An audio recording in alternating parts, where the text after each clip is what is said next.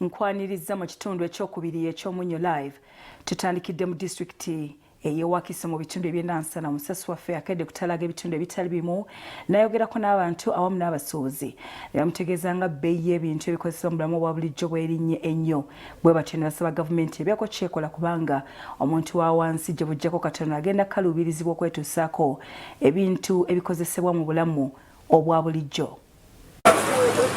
Bannayuganda ab'enjawulo mu disitulikiti y'Ewakiso bawanjagidde gavumenti okubaako kyekola okulaba nga ebbeeyi y'ebintu naddala ebikozesebwa mu bulamu obwa bulijjo eddayo nga bw'ebadde. Tutambuddeko mu maduuka ag'enjawulo mu disitulikiti eno okuli Nansana, Kyebando, Wakiso ne tusanga nga emiwendo gy'ebintu girinnye nnyo okugeza nga sabbuuni nga kati omuti guli wakati wa 600 ne 500, sukaali akasawo akaali ku $7,000 kati katuuse ku 10, ekireetedde abantu abangi okukaaba. Abantu bajja wano ne bakaaba mbunsaliraako ebintu nga birinnya banne abantu ne bagamba ebintu bya bbeeyi. Ekyamazima abakyala babalekera obusente butini bamulekedde 15,000 alina okugulako omuceere gwa 2,500 ate nga n'ogwa 2,500 kyamazima tetukyagusuubula. Abakyala ba ending up nga basibiza abaana enjala bafumba buugi kubanga essente z'emmere zikoze eki zibabuze. Abamu ku b'amasomero abasangiddwa nga bazze okugula obuwunga, ebijanjalo n'ebirala boogedde ku bbeeyi eno era bali mu kutya. Ng'ate ng'etteeka abaana balina okulya. Kale nno era essaawa zino ndi ku dduuka wano nzize kubaako byenkima neera mugenzi okunsanga nga byansobedde dda. Ntuuse sente zenzize nazo ndala ate n'ebbeeyi nsanze endala. Era nkyali wano nkyakutukana munnange kulaba bwa nnyamba.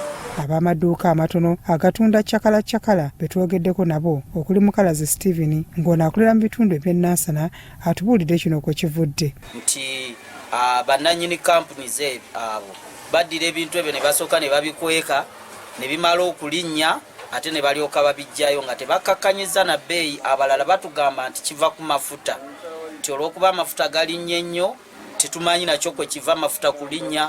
Ate nga batugamba ne wano mu Uganda twatandika ogasima, so sitegeera lwaki tuli baavu ng'ate eggwanga lyaffe eggwagga. Bbeeyi y'amafuta n'emisolo gino egiyitiridde gye bagezaako okuteekawo okugezaako okusasula obubanji bwa gavumenti. Kuba ogenda ne wesanga ng'obuuza abayindi oba basapulaya baffe ne bagezaako okugamba buli kintu bakyongeddeko omusolo. Ebibiriiti babyongezza omusolo. Buli kimu nga nabo tebalina alternative okujjako okwongeza. Abantu ba bulijjo bagamba obukyafu mu bantu bwakweyongera kubanga bangi tebakyasobola na kwetuusaako sabbuuni era nga bwe basabidde gavumenti okubaako kyekola. Uganda weetuuse omuti twaguguliranga ku 13,500 naye kati gugula 600. Kitegeeza 1,500 nagatangako 1,500 nenfuna omuti naye kati tekikyasoboka. Nina kulwana nnyo buli kimu kiri waggulu ate mu kaseera katono birinnya mangu nnyo ddala.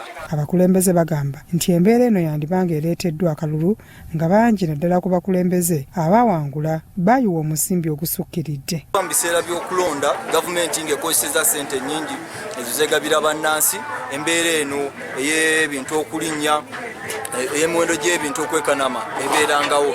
Ndowooza nti baba bali mu kuzzaawo ebituli, baba bazibikira ebituli bye baba baafunira mu biseera by'akalulu. Byakayanja Amon, Crossroads TV, Omunnyo.